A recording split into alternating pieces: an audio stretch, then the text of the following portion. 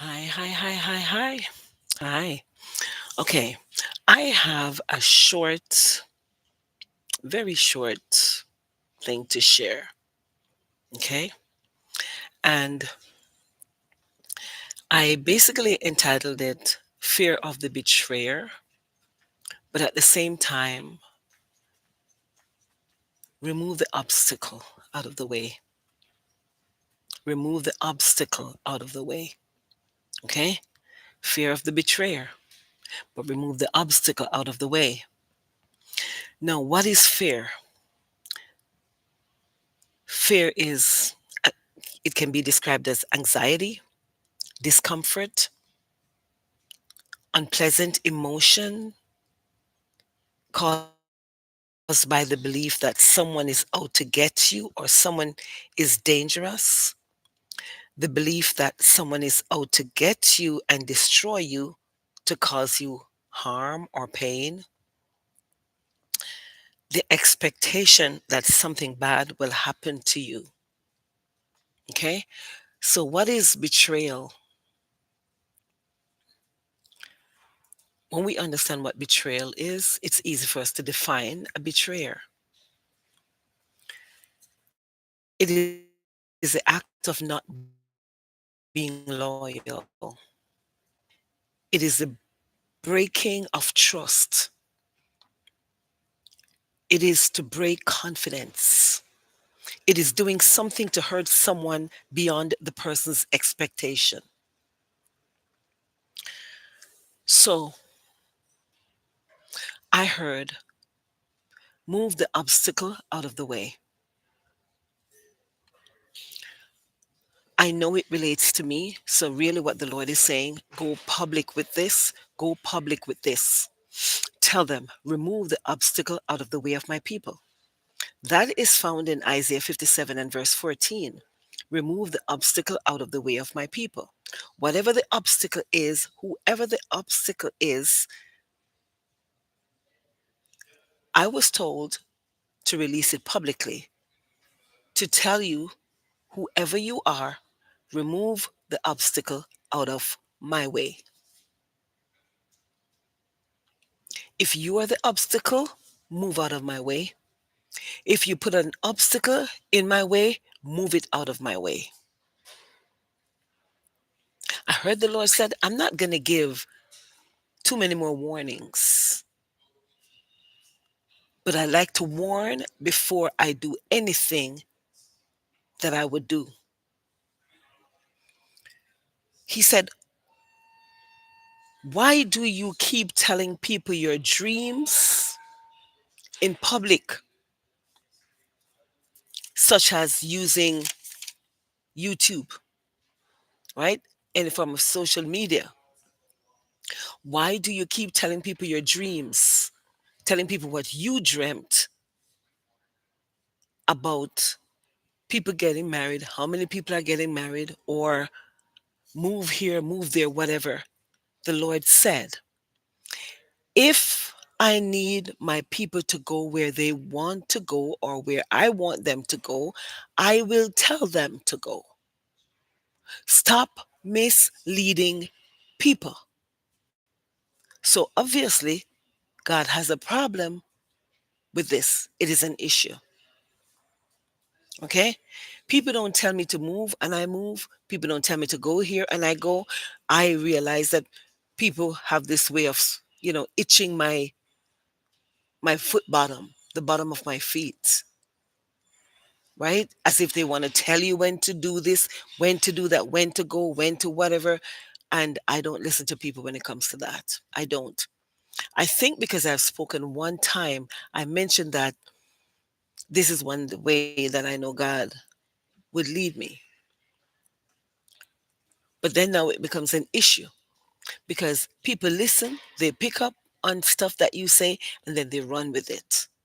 So I don't allow people to lead me like that. I let the Lord lead me. Okay. So he said, why do you keep telling people about your dreams in public, such as using YouTube, like public, a public environment. He says, when I did not tell you to tell the people. If God didn't tell you to tell the people, don't tell them. If he didn't tell you to tell them, don't tell them, because he might just be talking to you for you. He said, keep your dreams to yourselves and stop acting like the Babylonians. Stop acting like the Babylonians. He says, Babylon must fall. So check yourself. Babylon must fall. So check yourselves. Because you're going to keep doing it over and over and keep falling. And the fall is a physical fall. That means you're either going to be down on your face, it's God doing it. I'm just saying it's God doing it. When you're not doing what he says and he keeps giving warnings over and over, he said, I'm going to make Babylon fall. The gods of Babylon have fallen. Babylon has fallen with all the trickery that people are doing. He said, with all the trickery, they're going to see that I am who I say I am. They're going to see that I am God. Too many people are playing with people's lives, speaking up in people's heads, telling people what to do, telling people stuff, and then other people are coming and they're verbalizing it publicly. If God didn't tell you to say so, don't say so. He said, go and give them the warning. I said, go give them the warning. I said, if I didn't tell them to do it, don't do it. You're going to find yourself in trouble.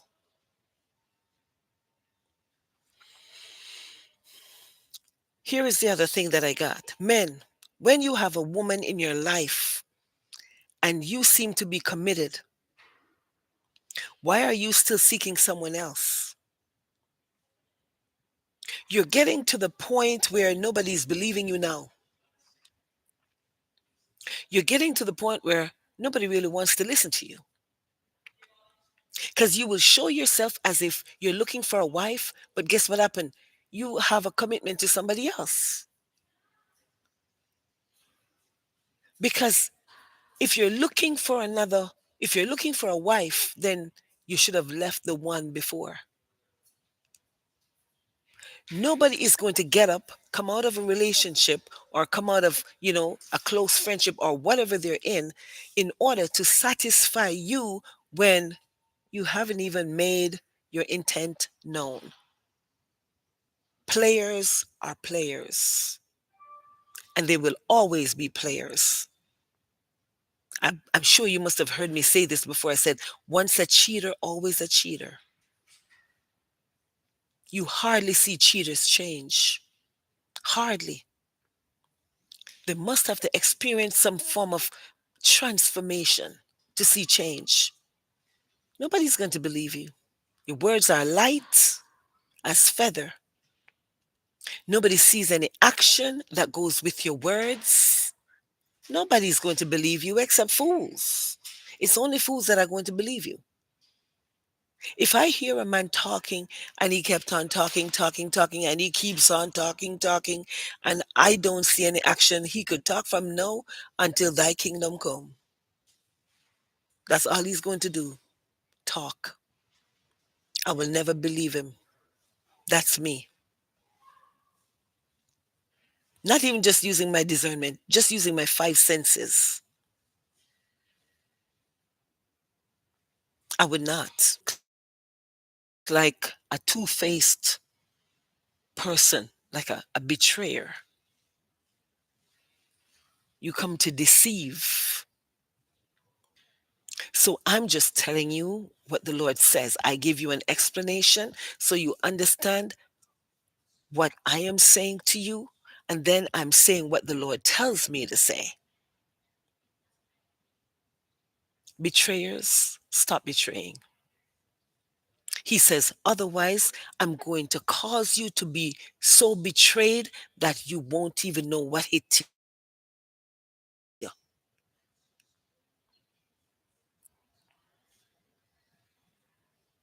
If you said you left one woman, Well, so why do you want somebody to leave someone for you?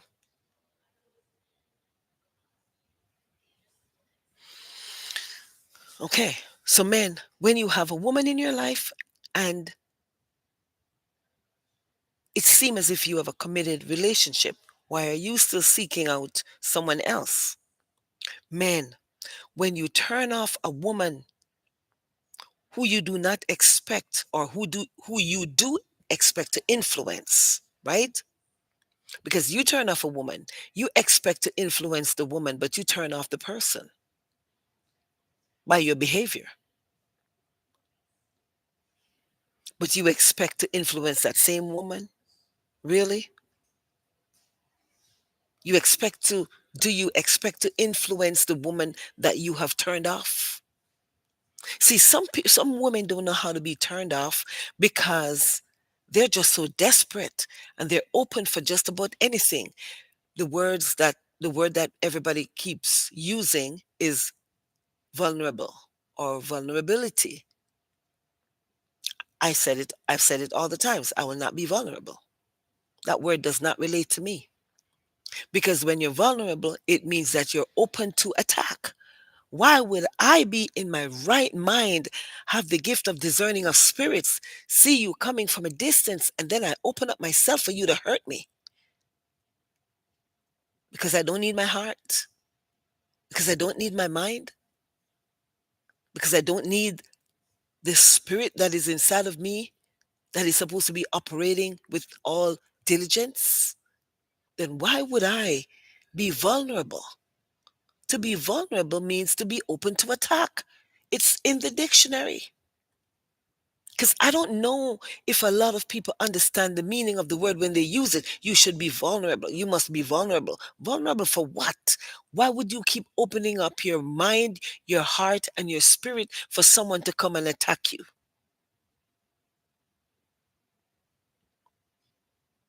That doesn't make sense. That doesn't make sense. So it is a word that you don't find yourself in that situation. That's just why the word is there. Because it seems to me, as some people who are supposed to be educated, the way how they speak, you wonder, do they even know what they're talking about? Doesn't make sense. Remember, there are people who analyze communication. Good. Remember what some of us have studied. So there are people who analyze communication. And so when you speak stuff that don't make sense, it just doesn't resonate with the person you're trying to get to. Because sometimes when people speak, they're not talking to everybody. That's why they will say, take it back to God. I'm not telling you to take it back to God because I know that He gave it to me to deliver it. I'm not going after a specific person. He said, go and speak it out there, which means release it into the atmosphere. And so when I release it into the atmosphere, the people who hear it, they will know. Check yourself. It is for everybody to check, every person to check himself, to check herself. So when I hear somebody speaking, the first thing I normally do is I'm checking myself. I do. Then if it doesn't make sense, then I just turn it off because I don't want to listen to anything that's going to interfere with what God is saying to me, right? I'm not easily led. I'm not easily influenced, but I know that I have that gift to influence. So I try to do it most times in a good way. When it looks like it goes in a bad way, it's when I'm telling the truth about someone who is not doing what's right. That's just it. So I drove 2 hours to go to the dentist. And the Lord says, speak it out. Let people know exactly what happened. I went to the dentist. I had my wisdom tooth extracted. I didn't expect it to be done the same day that I got to the dentist. But when I got there, he said, "Do you want to do it now?" And I said, "Yes."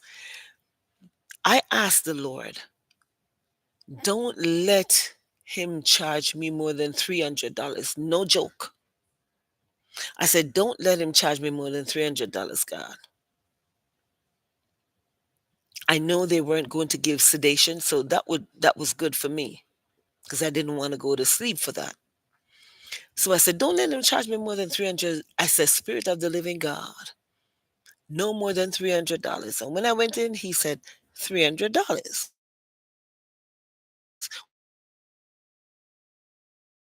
Well, 301. That's God. That's God. That's God. And it's the first time in my life I've ever had. Um, he froze it. But when I say a dentist is good, I mean he's good. And I told him, I said publicly, I'm going to say how good you are. God is great, but I'm going to say how good you are. No pain. I only felt the movement, back and forth. So they went, I say 10 minutes away, and I drove. So I was conscious, not in pain, nothing. And I found this hotel and I went there. And I said, I don't believe the enemies will know exactly where I am because I'm in a hideout because I need to lie down and rest and just to make sure that, nothing is going on that is not supposed to be happening. So it so happened that I asked for an early check-in because I wanted to just go lie down and see how I would feel. I went, they gave me the honor of, putting me into just an early reservation, basically, just an early check-in. And I went into the room, but I saw a young lady who was, I don't know, I just became suspicious. She was sitting in the lobby, and I was wondering, why is it she came and she sat in the lobby? I said, is she a worker? Is she, a guest? She just came and she sat in the lobby. And I heard when the Lord said to me, she came to hear your room number. I said, what? They said they were going to put me on the second floor. I said, can you put me on the fourth floor, please? Way over in a corner where I'm not hearing a lot of movements and stuff because I don't know if I'm going to be in pain. I don't know what's going to happen after, the freezing leaves my mouth. So I got a room and I stayed there. And I got up to go to the bathroom the next morning. Well, the night I, did my hair and everything.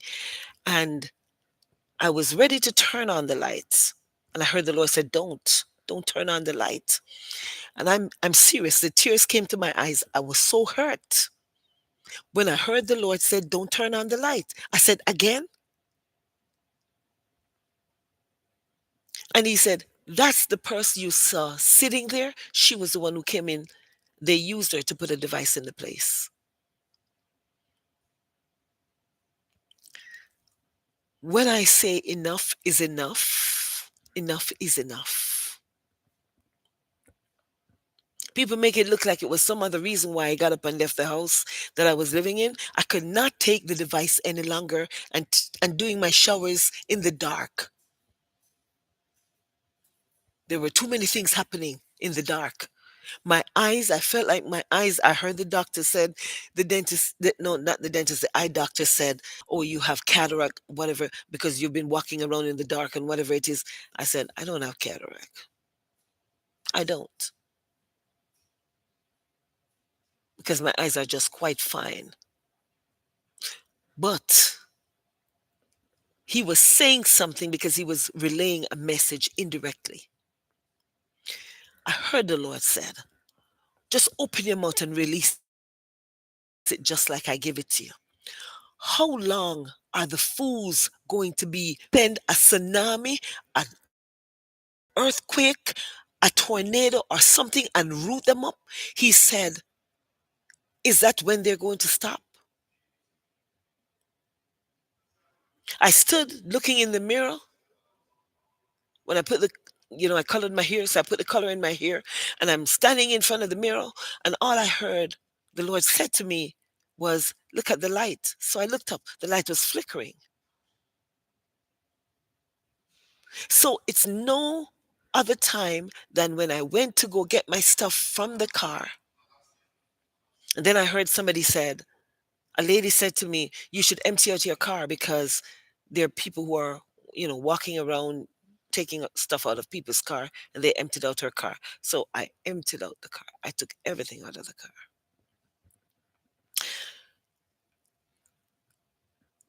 What am I saying?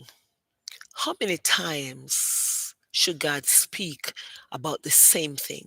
How many times should these defilers and people who are defiant, how many times should God speak the same thing over and over? It's been 20 years. If you've been oppressing someone for 20 years, just know that when it gets to a point, this is the historic here, just know that he's going to strip you, but not just strip you. He said, I'm not going to be done with Egypt until. Not going to be done stripping Egypt until Egypt know that I am God.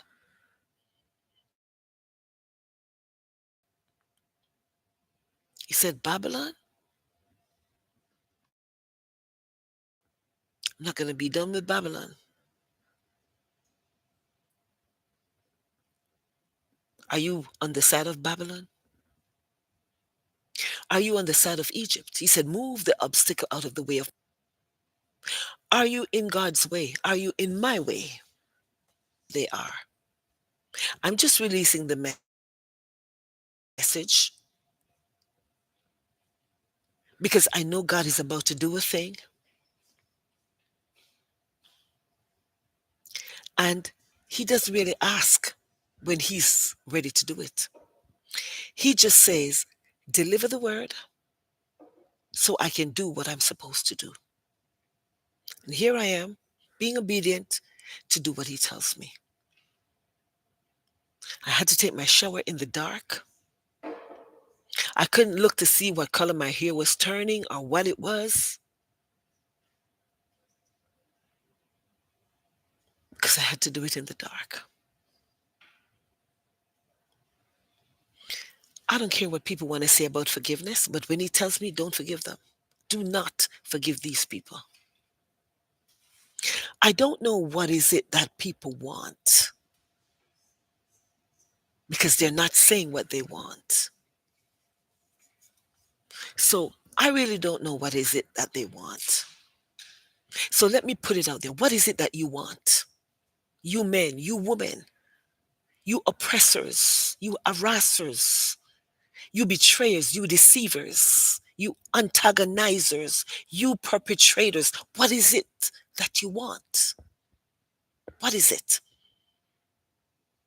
For one person, you have a whole group of people decide to come for one person. Don't you realize by now that if God wanted you to destroy the one person,